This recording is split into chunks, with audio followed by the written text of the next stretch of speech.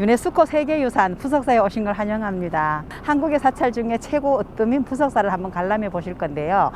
일단 출발해 보실까요? 안녕하세요.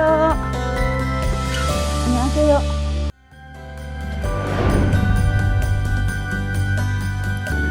자, 태백산 부석사 현판이 있습니다. 바로 부석사 일주문 앞에 도착을 했는데요. 일주문이라는 것은 기둥이 일자로 되어 있다라고 해서 일주문이라고 합니다. 바로 이 일주문을 통과하면서 부처님의 세상인 바로 절에 들어가게 되는 거죠.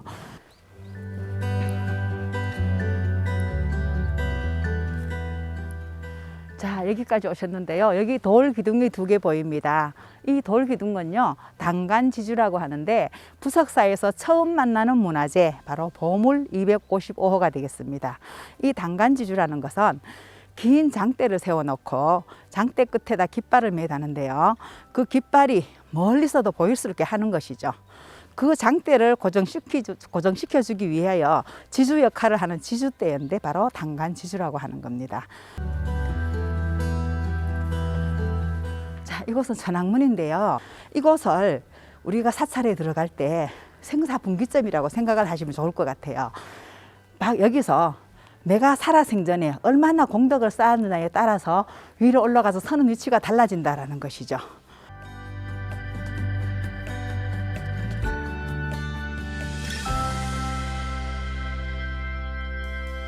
자, 숨가쁘게 대석단을 올라와서 여기에 섰습니다. 자, 부석사는 아까 제가 천왕문에서 살아생전에 업적을 얼마나, 공덕을 얼마나 쌓았느냐에 따라서 서는 위치가 달라진다고 말씀을 드렸는데요. 부석사는 천왕문에서부터 저 위 무량수전까지 석축이 많이 쌓여져 있습니다. 이 석축은요, 산지가람 특성상 건물을 짓기 위해 땅 다짐에 있는데 이 석축의 숫자가 바로 무량수전에서 천왕문까지 9단이라는 거죠. 이 9단이라는 것은 불교에서 말하는 구품 만다라를 의미하는데 하품 하생부터 상품 상생까지 그 9단계인데요. 이것을 한번 쳐보면 첫 번째 지옥이 되는 거예요. 지옥, 아기, 축생, 아수라, 인간, 그 다음에 천상으로 올라가요. 천상, 성문, 영각, 보살, 이 9단계를 의미하는데 이 9단계를 잇는 계단이 있습니다. 이 석계단이 있는데 석계단의 숫자가 바로 108개예요. 108개의 계단은 바로 108번뇌를 의미하는데 한 계단 한 계단 밟으면서 한 가지씩 번뇌를 벗어버리고 108번뇌를 다 벗어버리는 그 시점이 바로 극락, 그것이 바로 무량수전인데 즉 극락이 된다라는 것이죠.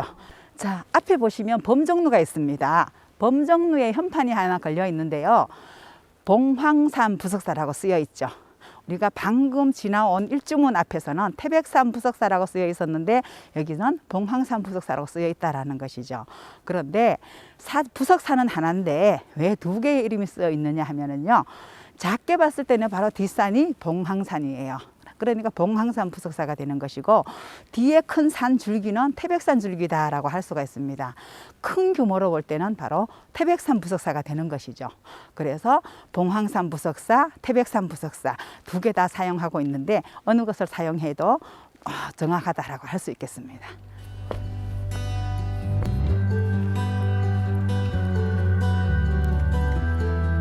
자, 저 위에 부석사 현판이 붙어 있습니다. 부석사 현판이 붙어 있고 아래쪽에는 안양문이라는 현판이 있는데요. 안양문, 바로 안양이라는 말은 바로 극락이라는 말인 거죠. 그래서 이 안양문을 통과하게 되면 안양의 세상, 극락에 도달하게 되는데요. 바로 우리는 무량수전이 극락이다라고 할 수 있습니다. 이 극락으로 통하는 계단이 있습니다. 이 계단을 한번 살펴보면요, 밑에서 위로 갈수록 계단의 폭이 점점 좁아들어요.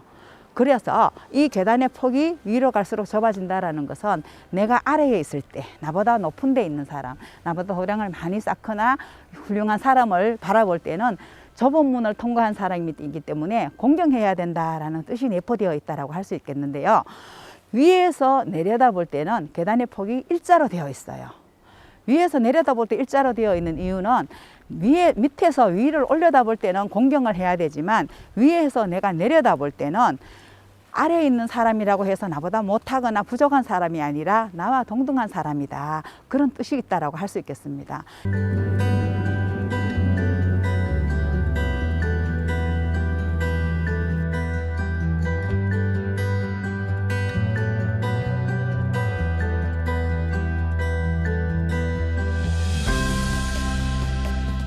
옆에 보시는 이 전경이요. 너무나 시원스럽게 뻥 뚫렸는데요. 겹겹이 쌓여있는 저 산구비구비가 파도 같지 않으신가요? 그래서 부석사에서는요, 세 개의 바다를 볼 수 있다라고 합니다. 첫 번째 바다는요, 자, 오늘 같은 날 이렇게 구비구비 산구비가 파도처럼 보인다 해서 산해라고 하고요. 비 오는 날 올라오시게 되면 저 산 중턱중턱에 중간중간에 구름이 쫙 깔려 있습니다. 구름이 쫙 깔려 있는 장면을 여기서 보신다고 상상하시면 그것이 바로 운해라 할 수 있는 거죠.